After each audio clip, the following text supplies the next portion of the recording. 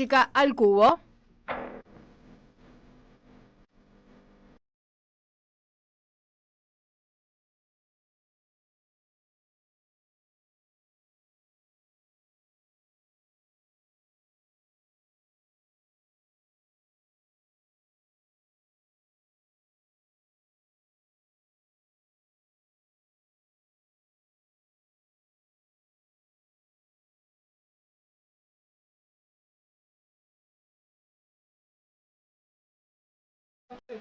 Bueno, continuamos con medio de este tema que veníamos charlando. Em, eh, para hoy, bueno, obviamente quería hablar sobre lo que pasó ayer en el Senado de la Nación, sin dejar de retomar por ahí donde dejamos la semana pasada, André, que hablamos un poco sobre la deriva autoritaria del gobierno de Milei, ¿no? Poníamos esas ideas de Cristina del terrorismo de estado de baja intensidad y poníamos la proscripción a Cristina, la persecución a militantes, el aumento de las tareas de vigilancia policial, el ciberpatrullaje de la Policía Federal, los servicios de inteligencia, toda esta deriva autoritaria del gobierno de Milei, que hay que concatenarla con el fracaso de un modelo económico que se agota en el marco de una crisis general de deuda, ¿no? Para ponerle un marco a lo que estamos viviendo, déjame decir, porque en cada lugar que uno pueda se tiene que hacerlo, Eva Mieri sigue detenida. Sí. Sigue detenida en la cárcel de Seiza, en prisión preventiva, en lo que como mucho puede ser una contravención municipal, una presa política del gobierno de Milei. Alexia Baigar recuperó la libertad, o por lo menos la Cámara Federal le dictó la libertad y todavía estamos esperando la libertad efectiva de Alexia Baigar, para también poner en contexto, ¿no? Que veníamos hablando de la deriva autoritaria, y algo de eso tiene que ver con lo que pasó ayer, con la deriva autoritaria del gobierno y con aquellos que están dispuestos a acompañar al gobierno en esa deriva autoritaria. Acá utilizar este espacio para pedir por la libertad de Eva Mieri, compañera peronista presa por peronista, feminista, militante.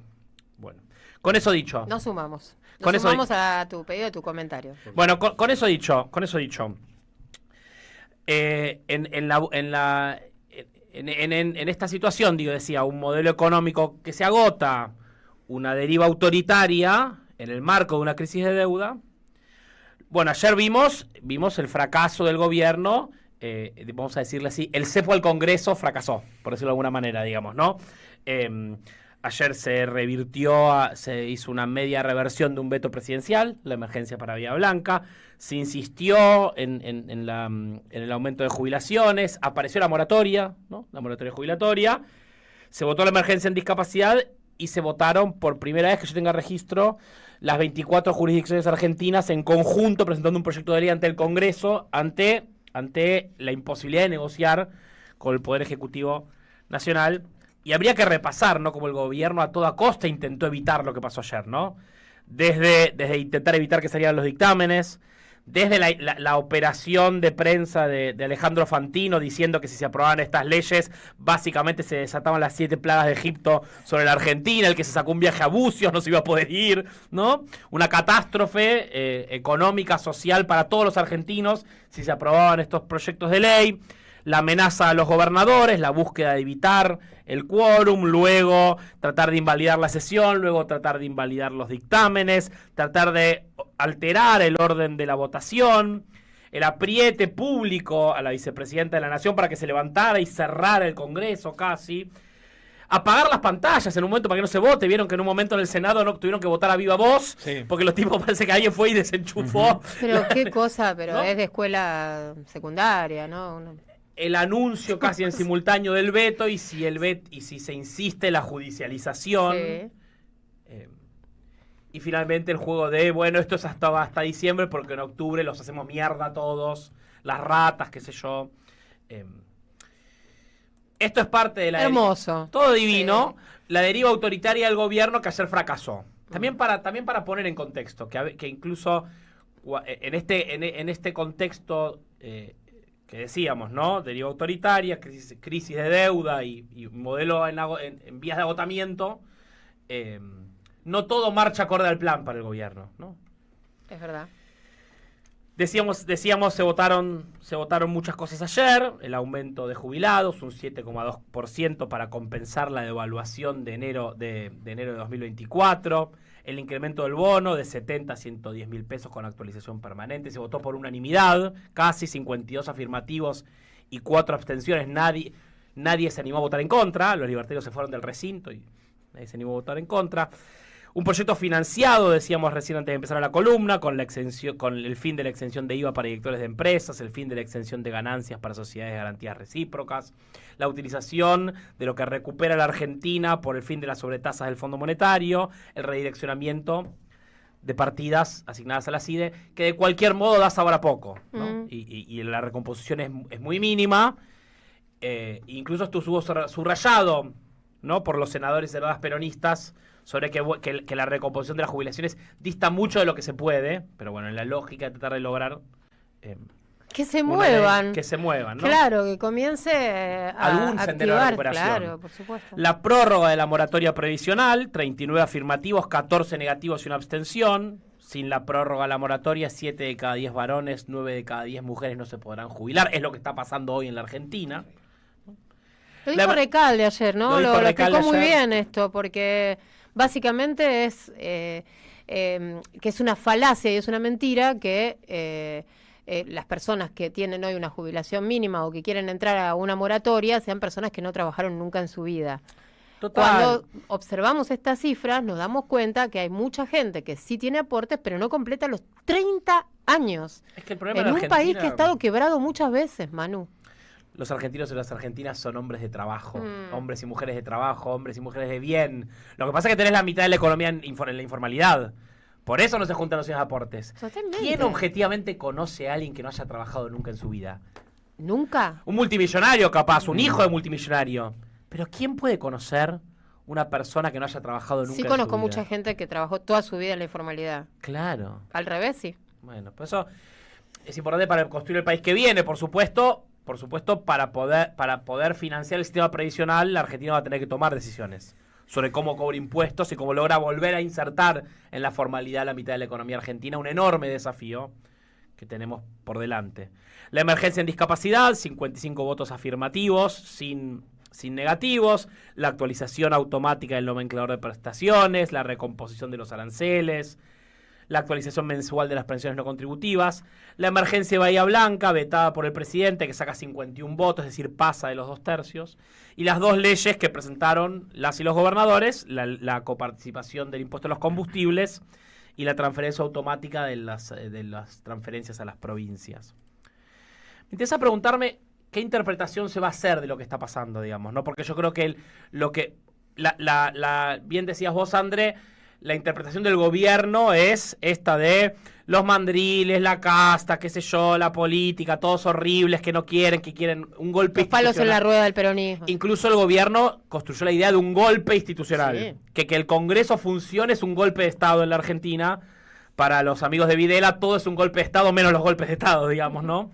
Pero me interesa pensar, esa será la narrativa del gobierno, creo la forma que se va a construir en los grandes medios de comunicación, en los columnistas políticos, en el mundo de las opiniones de la política, estará la idea de como un daño autoinfligido. Que el gobierno se hizo esto a sí mismo, digamos, ¿no? Que el gobierno se podría haber evitado el mal trago si negociaba con con aquel, si escuchaba más a aquel otro, si le atendían el teléfono. Si no se quedaba con la guita de las provincias, con la guita de los jubilados y con la guita de los discapacitados, ¿no? Esta me parece una interpretación más correcta, Andrea. Que la interpretación que se va a intentar imponer, yo estoy convencido, desde Clarín, La Nación, los amigos de Macri, el radicalismo y todo el mundo de los opinators, digamos, tibios y liberales, que esto fue un problema de gestión política. Que si Guillermo Franco es un poquito, que si Santiago Caputo otro poquito, el gobierno se ahorraba el mal trago. Pero me parece que la interpretación que hay que imponer es la que decís vos, Andrea. Y me acordé, para pensar en esta interpretación, ¿no? Me acordé de Cristina en abril de 2024. Cuando se empezó a hablar del gran éxito de Milei, del superávit fiscal, Cristina, su primera aparición pública en el gobierno de Javier Milei fue un acto en Quilmes, ¿no? Creo que fue el 27 de abril de 2024, donde Cristina discutía muy seriamente esa idea, decía, che, esto que el gobierno vende como un superávit es una mentira, es una mentira. Lo que vende como una mejora de la economía es una mentira. Bueno, creo que tenemos el videíto para ver a Cristina en Quilmes en abril de 2024, cuando ya anticipaba un poco que todo esto era trucho y tarde o temprano se iba a caer.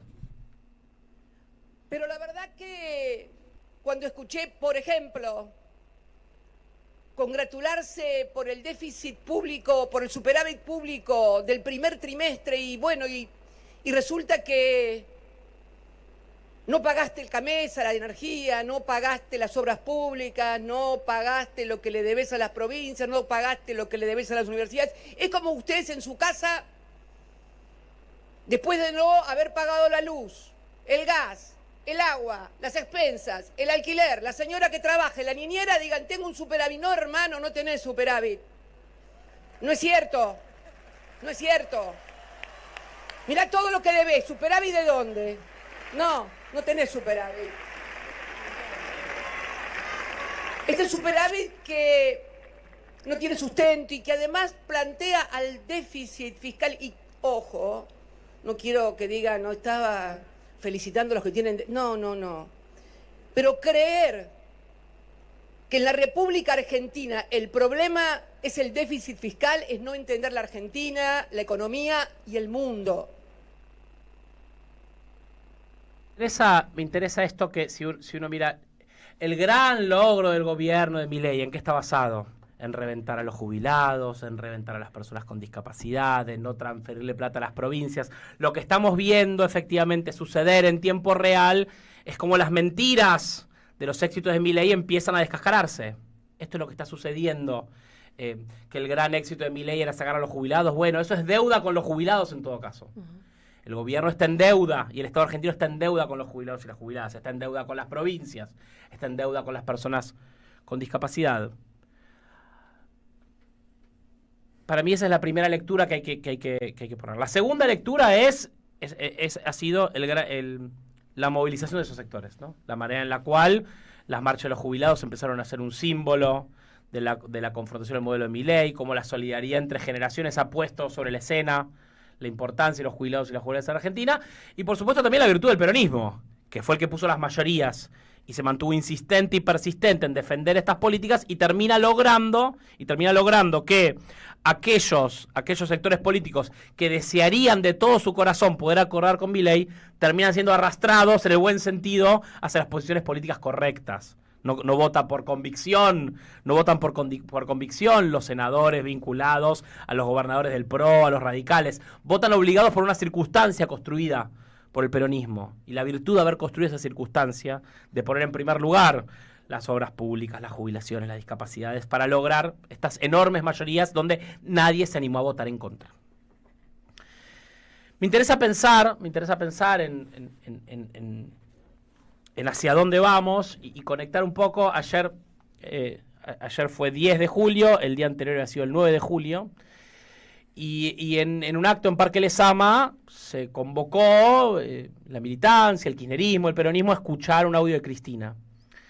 Y Cristina, el 9 de julio, decidió hablar de la independencia y decía, bueno, con los niveles de endeudamiento que tiene la Argentina, ¿no? En esta crisis que vivimos, estamos lejos de la independencia. Uh-huh. Es el momento quizás de mayor dependencia.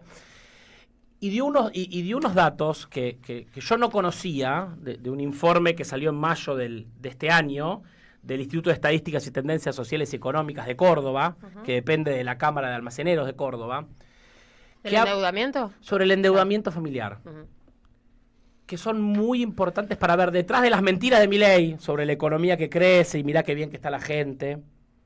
No solamente está el superávit trucho, toda la guita que se le debe a jubilados, a provincias, etcétera, sino que por abajo está empezando a estabilizarse un problema estructural. Ya teníamos el problema estructural de endeudamiento de la Argentina y del Estado argentino, y hoy se está empezando a consolidar un endeudamiento estructural de las familias y las empresas argentinas.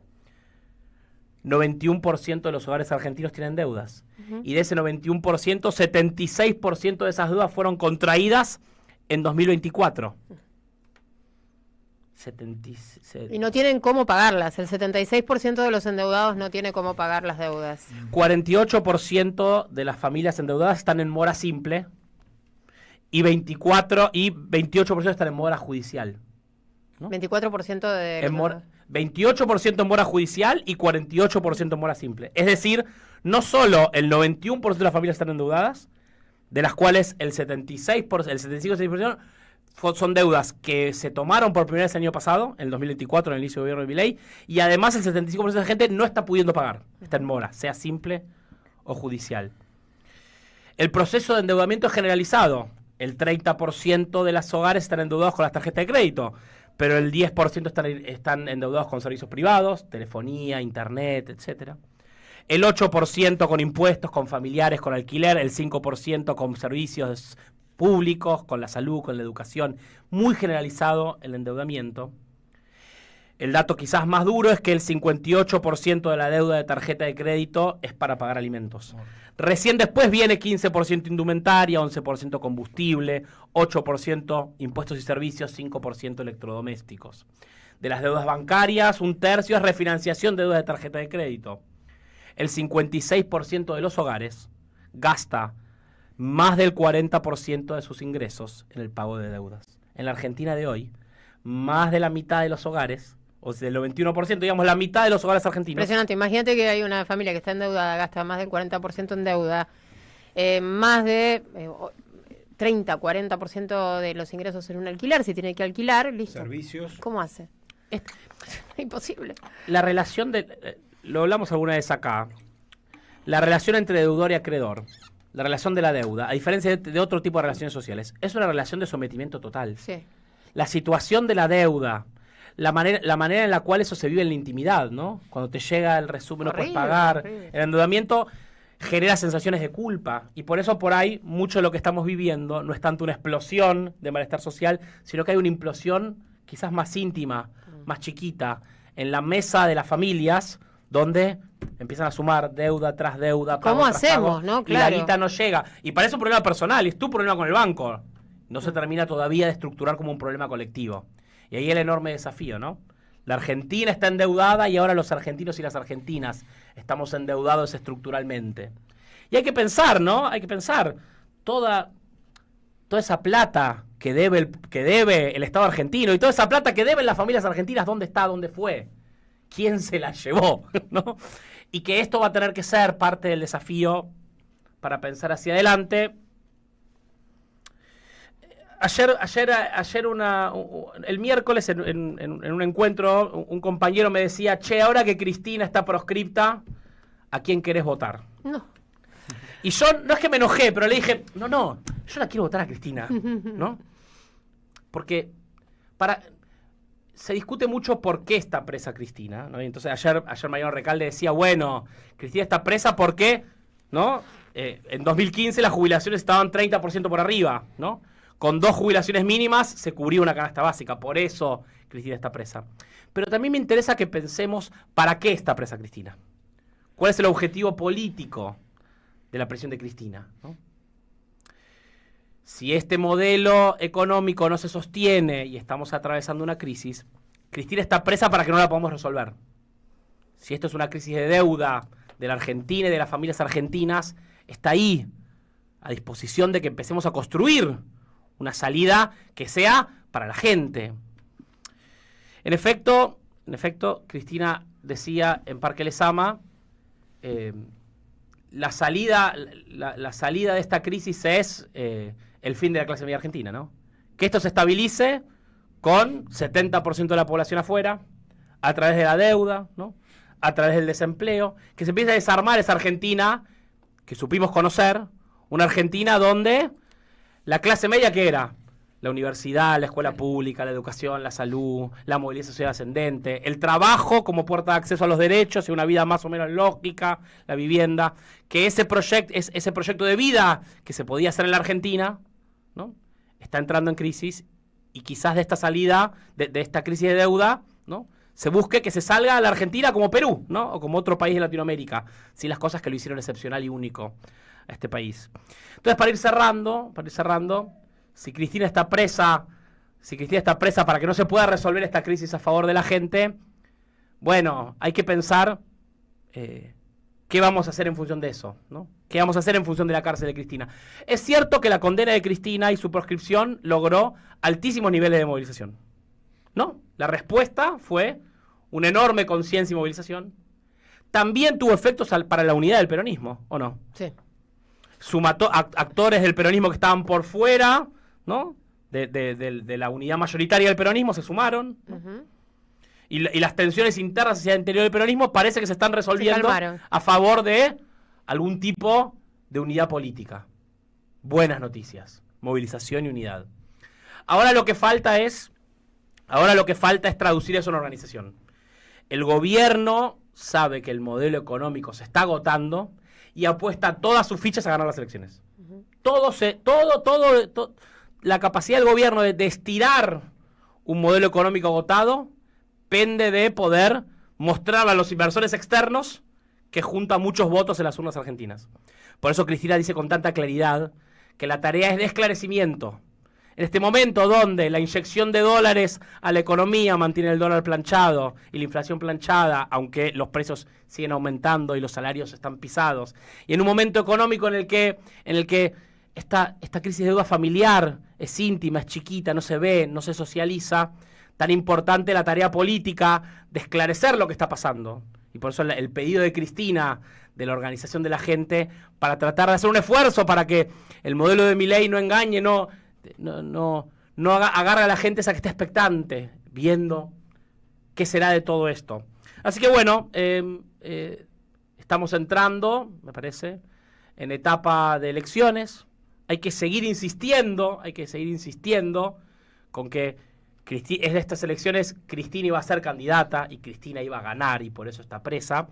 Y tratar de traducir esa sensación de injusticia en grados de participación política para tratar de darle, como el Senado le dio una derrota a Milei, tratar de darle una derrota electoral importante que pueda poner límites y empiece a encontrar una salida virtuosa a esta crisis que vivimos.